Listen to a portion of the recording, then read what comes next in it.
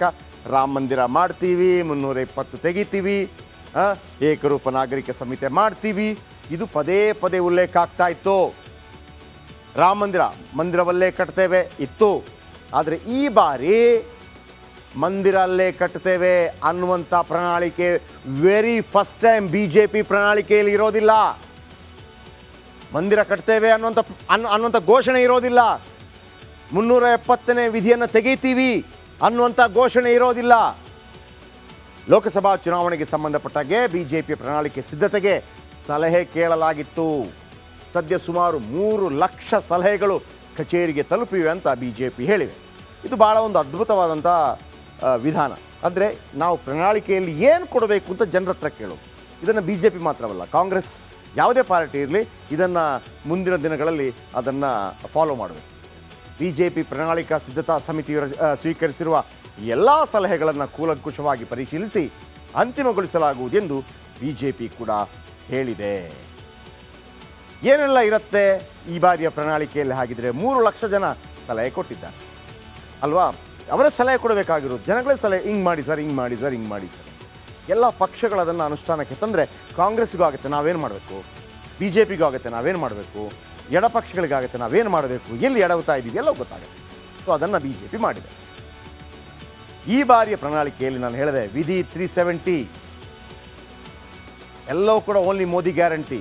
ವಿಧಿ 370, 35A ರದ್ದುಗೊಳಿಸ್ತೀವಿ. ಏಕ್ ಪ್ರಧಾನ್ ಏಕ್ ನಿಶಾನ್, ದೋ ಪ್ರಧಾನ್ ದೋ ನಿಶಾನ್ ನಹಿ रहेंगे ಅಂತ ಹೇಳ್ತಾ ಇದ್ರಲ್ಲ, ಅದು ಇನ್ನು ಮುಂದೆ ಇರೋದಿಲ್ಲ. ಕಾಶ್ಮೀರದಲ್ಲಿ 370ನೇ ವಿಧಿಯನ್ನು ತೆಗೆದು ಹಾಕ್ತೀವಿ ಅನ್ನುವಂಥ ಘೋಷಣೆ BJP ಪ್ರಣಾಳಿಕೆಯಲ್ಲಿ ಇನ್ನು ಮುಂದೆ ಇರೋದಿಲ್ಲ. ನಾಡಿದ್ದು ಬಿಡುಗಡೆಯಾದಾಗ ಕೂಡ ಇರೋದಿಲ್ಲ. ನಂಬರ್ 2, ಅಯೋಧ್ಯೆಯಲ್ಲಿ ಮಂದಿರವಲ್ಲೇ ಕಟ್ಟುವೆವು ಅನ್ನುವಂಥ ಘೋಷವಾಕ್ಯ ಕೂಡ BJP ಪ್ರಣಾಳಿಕೆಯಲ್ಲಿ ಇನ್ನು ಮುಂದೆ ಇರೋದಿಲ್ಲ. ಎಲ್ಲ ಬಡ ಕುಟುಂಬಕ್ಕೂ LPG ಸೌಲಭ್ಯ ಕೊಡ್ತೀವಿ ಅನ್ನುವಂಥ ಭರವಸೆ ಕೂಡ ಇರೋದಿಲ್ಲ. ಯಾಕಂದರೆ ಬಹುತೇಕರಿಗೆ ಕೊಟ್ಟಿದ್ದೀವಿ ಅಂತ ಅವರು ಹೇಳ್ತಾ ಇದ್ದಾರೆ. ಆದರೆ ಪರಿಣಾಮಕಾರಿಯಾಗಿ CAA ಮತ್ತು NRC ಜಾರಿ ಮಾಡ್ತೇವೆ ಅನ್ನುವಂಥ ಘೋಷಣೆ ಪ್ರಣಾಳಿಕೆಯಲ್ಲಿ ಇದ್ದೇ ಇರುತ್ತೆ.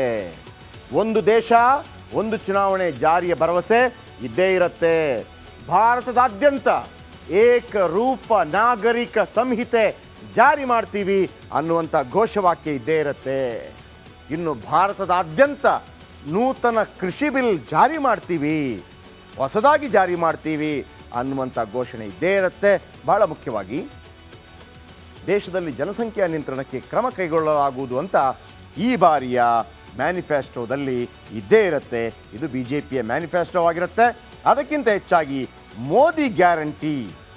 ಯಾಕಂದರೆ ಯಾವುದೇ ರಾಜಕೀಯ ಪಕ್ಷಗಳು ಗ್ಯಾರಂಟಿ ಹೇಳಿದ್ರು ಕೂಡ ಇದೆಲ್ಲವೂ ಕೂಡ ಮೋದಿ ಗ್ಯಾರಂಟಿ ಅನ್ನುವಂಥ ಘೋಷವಾಕ್ಯ ಇದ್ದೇ ಇರುತ್ತೆ. ಇವೆಲ್ಲದರ ನಡುವೆ ನಾಳೆ ಕೇಂದ್ರ ಗೃಹ ಸಚಿವ ಇದೀಗ ಖುದ್ದು ಪ್ರಧಾನಿ ನರೇಂದ್ರ ಮೋದಿ ಅವರೇ ಅವತ್ತು ಪ್ರಾಣ ಪ್ರತಿಷ್ಠೆಯನ್ನು ಮಾಡಿದ್ದು ನೀವು ನೋಡಿದ್ದೀರಿ. ಪ್ರಾಣ ಪ್ರತಿಷ್ಠೆ ವಿಧಿವಿಧಾನಗಳನ್ನು ಅವರು ನೆರವೇರಿಸಿದರು. 11 ದಿನಗಳ ಕಾಲ ಅನುಷ್ಠಾನ ಮಾಡಿದ್ರು. ಬಳಿಕ ರಾಮಲಲ್ಲಾ ಅಥವಾ ಬಾಲರಾಮನ ಪ್ರಾಣ ಪ್ರತಿಷ್ಠಾಪನೆ ಕೂಡ ಅವರ ಅಧ್ಯಕ್ಷತೆಯಲ್ಲಿ ಅಥವಾ ಅವರ ಮುಂದಾಳತ್ವದಲ್ಲಿ ನಡೆಯಿತು. 11 ದಿನ ಅವರು ಉಪವಾಸದಲ್ಲಿದ್ದರು. ಇನ್ನು ಐತಿಹಾಸಿಕ ಮತ್ತು ಭಕ್ತಿಯ ಆ ಘಳಿಗೆಯಲ್ಲಿ ಪ್ರಧಾನಿಗಳ ಮನಸ್ಸಿನಲ್ಲಿ ಯಾವ ಅನುಭವ? ಯಾಕಂದರೆ 500 ವರ್ಷಗಳ ಹೋರಾಟದ ಫಲವಾಗಿ ಯಾರ್ಯಾರೆಲ್ಲ ಬಂದು ಹೋದರು.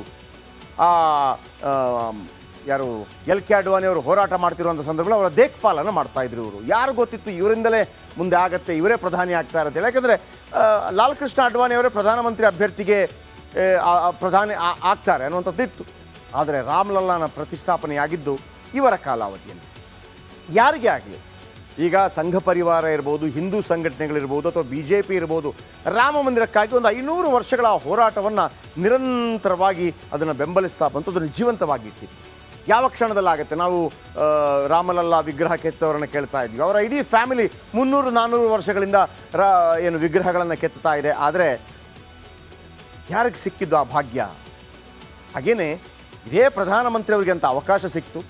ಆ ಸಂದರ್ಭದಲ್ಲಿ ಯಾರಿಗಾದ್ರಾಗಲಿ ಐತಿಹಾಸಿಕವಾದಂಥ ಆ ಸಂದರ್ಭದಲ್ಲಿ ಯಾವೆಲ್ಲ ಆಲೋಚನೆಗಳು ಸುಳಿತಾ ಇದ್ವು ಅಂತ ಹಲವರಿಗೆ ಕುತೂಹಲ ಇದ್ದೇ ಇರ್ಬೋದು. ರಾಮ ಭಕ್ತರಿಗಿದ್ದಿರ್ಬೋದು, BJP ಅವರಿಗಿದ್ದಿರ್ಬೋದು, RSS ಅವರಿಗೆ ಇದ್ದಿರ್ಬೋದು, VSP ಅವ್ರಿಗಿದ್ದಿರ್ಬೋದು, ಬಜರಂಗ ದಳದವ್ರಿಗಿರ್ಬೋದು, ಸಂಘ ಪರಿವಾರದ ಪ್ರತಿಯೊಬ್ಬರಿಗಿದ್ದಿರ್ಬೋದು. ಅದರ ಹೊರತಾಗಿ ರಾಮನ ಅಪಾರ ಸಂಖ್ಯೆಯ ಭಕ್ತರು ಪಕ್ಷ ಭೇದ ಮರೆತು ಅವ್ರಿಗಿದ್ದಿರ್ಬೋದು. ಎಂಥ ಅವಕಾಶ ಸಿಕ್ತಲ್ವಾ, ಎಂಥ ಅವಕಾಶ ಸಿಕ್ತು. ಆ ಸಂದರ್ಭದಲ್ಲಿ ಅವರ ಮನಸ್ಸಲ್ಲಿ ಹೇಗಿದ್ದಿರ್ಬೋದು? ಈ ಎಲ್ಲ ಪ್ರಶ್ನೆಗಳಿಗೆ ಪ್ರಧಾನಿ ನರೇಂದ್ರ ಮೋದಿ ಅವರೇ ಸ್ವತಃ ಉತ್ತರ ಕೊಟ್ಟಿದ್ದಾರೆ. ಬನ್ನಿ, ಅವರ ಉತ್ತರಗಳು ಹೇಗಿತ್ತು, ಏನು ಅನ್ನಿಸ್ತಾ ಇತ್ತು. ನಮ್ಗೆ ಅನಿಸುತ್ತೆ, ಒಂದು ದೇವಸ್ಥಾನಕ್ಕೆ ಹೋದಾಗ, ಒಂದು ತಿರುಪತಿಗೆ ಹೋದಾಗ ನಮ್ಗೆ ಅನಿಸುತ್ತೆ, ಏನ್ರಿ ಎಂಥ ಅದ್ಭುತ ಅನುಭವ ರೀ. ಅಂಥದ್ರಲ್ಲಿ ಸಾವಿರಾರು ವರ್ಷಗಳ ಕಾಲ ಇರುವಂತಹ ಈ ದೇವಸ್ಥಾನದ ಪ್ರಾಣ ಪ್ರತಿಷ್ಠಾಪನೆಯನ್ನು 11 ದಿನಗಳ ಅನುಷ್ಠಾನದ ಮುಖಾಂತರ ಮಾಡಿದಂಥ ಪ್ರಧಾನಮಂತ್ರಿ ನರೇಂದ್ರ ಮೋದಿ ಅವರ ಮನಸ್ಸಿನಲ್ಲಿ ಏನಿದ್ದಿರ್ಬೋದು? ಸಣ್ಣ ಪ್ರಾಯದಿಂದಲೇ ರಾಮ ಮಂದಿರ ಅಂತ ಆಸೆ ಪಡ್ತಾ ಇದ್ದಂಥ ನರೇಂದ್ರ ಮೋದಿ ಅವರ ಮನಸ್ಸಲ್ಲಿ ಹೇಗಿದ್ದಿರ್ಬೋದು? ಮೋದಿ ಮತ್ತು ಶ್ರೀರಾಮ ಈ ವಿಚಾರ ಇವತ್ತು ಹೇಳಿದ್ದಾರೆ. ಅಯೋಧ್ಯೆಯ ಟ್ರಸ್ಟಿಗಳು ನನಗೆ ಆಹ್ವಾನ ನೀಡಿದರು. ಅಯೋಧ್ಯೆ ಟ್ರಸ್ಟಿ ಆಹ್ವಾನ ನೀಡ್ತಾರೆ, ಬನ್ನಿ. ಆಮಂತ್ರಣ ನೋಡಿ ಆಧ್ಯಾತ್ಮಿಕವಾಗಿ ನಾನು ಕರಗಿ ಹೋದೆ. ಯಾಕಂದರೆ ಸ್ವಲ್ಪ ಯೋಗ, ಧ್ಯಾನ, ಆಧ್ಯಾತ್ಮಿಕವಾಗಿದ್ದಂಥವ್ರಿಗೆ ಭಾಳ ಬೇಗ ಕನೆಕ್ಟ್ ಆಗುತ್ತೆ. ಭಗವಂತನ ವಿಚಾರಗಳು ಭಾಳ ಬೇಗ ಕನೆಕ್ಟ್ ಆಗುತ್ತೆ. ನಿಮ್ಮ ನಡುವೆ ಇದ್ದವರು ಕೂಡ ಅದು ಗೊತ್ತಿರುತ್ತೆ. 11 ದಿನದ ಅನುಷ್ಠಾನಕ್ಕೆ ನಾನು ಸಜ್ಜಾಗಲು ನಿರ್ಧಾರ ಮಾಡಿದೆ. ಯಾವಾಗ ಆಹ್ವಾನ ಪತ್ರಿಕೆಯನ್ನು ನೋಡಿದ್ನೋ ನನಗನಿಸ್ತು 11 ದಿನಗಳ ಅನುಷ್ಠಾನ ಮಾಡಬೇಕು. ದಕ್ಷಿಣ ಭಾರತದ ರಾಮನಿಗೆ ಸೇರಿದ ಸ್ಥಳಗಳಲ್ಲಿ ಸಮಯ ಕಳೆದೆ. ದಕ್ಷಿಣ ಭಾರತದ ರಾಮನಿಗೆ ಅಂದರೆ ದಕ್ಷಿಣ ಭಾರತದಲ್ಲಿ ಈ ವನವಾಸ ಹೋಗುವಂಥ ಸಂದರ್ಭದಲ್ಲಿ ಎಲ್ಲಿಗೆ ಲಂಕೆ ತನಕ ಹೋಗ್ತಾರೆ. ಲಂಕೆ ತನಕ ಹೋಗುವಂದ್ರೆ ನಮಗಲ್ಲೂ ಪಂಚವಟಿ ಅದು ಇದು ವಗೇರೆ ವಗೇರೆ ವಗೇರೆ ಎಲ್ಲವೂ ಕೂಡ ದಕ್ಷಿಣ ಭಾರತದಲ್ಲಿ ನಡೆಯುವಂಥದ್ದು. ಎಲ್ಲೆಲ್ಲಿ ರಾಮ ಹೆಜ್ಜೆ ಹಾಕಿದ್ದ ಅಲ್ಲೆಲ್ಲ ಕೂಡ ನಾನು ಹೋಗುವಂಥ ಪ್ರಯತ್ನ ಮಾಡಿದೆ. ಅಯೋಧ್ಯೆಯಲ್ಲಿ ಒಂದೊಂದು ಹೆಜ್ಜೆ ಇಡುವಾಗಲೂ, ನಂತರ ಅಯೋಧ್ಯೆಗೆ ಹೋದೆ. ಅಲ್ಲಿ ನಾನು ಒಂದೊಂದು ಹೆಜ್ಜೆ ಇಡುವಾಗಲೂ ನನ್ನ ತಲೆಯಲ್ಲಿ ಒಂದೇ ಯೋಚನೆ ನಡೀತಾ ಇತ್ತು. ಒಂದೇ ಯೋಚನೆ ನನ್ನ ತಲೆಯಲ್ಲಿತ್ತು, ನಾನು ಪ್ರಧಾನಿಯಾಗಿ ಬರ್ತಾ ಇದ್ದೀನಾ, ಒಬ್ಬ ನಾಗರಿಕನಾಗಿ ಹೋಗ್ತಾ ಇದ್ದೀನಾ, ಒಬ್ಬ ಭಕ್ತನಾಗಿ ಹೋಗ್ತಾ ಇದ್ದೀನಾ, ನಾನು ಏನೀಗ ರಾಮನ ಮುಂದೆ ಅನ್ನೋದನ್ನು ಕಾಡ್ತಾ ಇತ್ತು. 140 ಕೋಟಿ ಪ್ರಜೆ ಪೈಕಿ ನಾನು ಒಬ್ಬ. ಇದು ಯಾವುದೂ ಅಲ್ಲ, ಪ್ರಧಾನಿನೂ ಅಲ್ಲ, ನಾಗರಿಕನೂ ಅಲ್ಲ, ಮತ್ತೊಂದಲ್ಲ, ಅದು ಯಾವುದೂ ಅಲ್ಲ.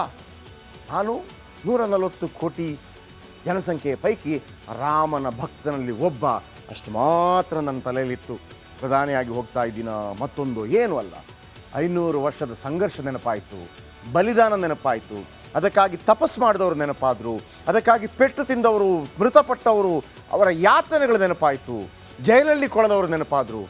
ಆಸೆ, ಆಕಾಂಕ್ಷೆ, ಭಕ್ತಿ ನನ್ನ ಮನಸ್ಸಿಗೆ ಬರ್ತಾ ಇತ್ತು. ನಿಜ, 500 ವರ್ಷಗಳ ಕಾಲ ಹೋರಾಟ ಆಗಿರುತ್ತೆ.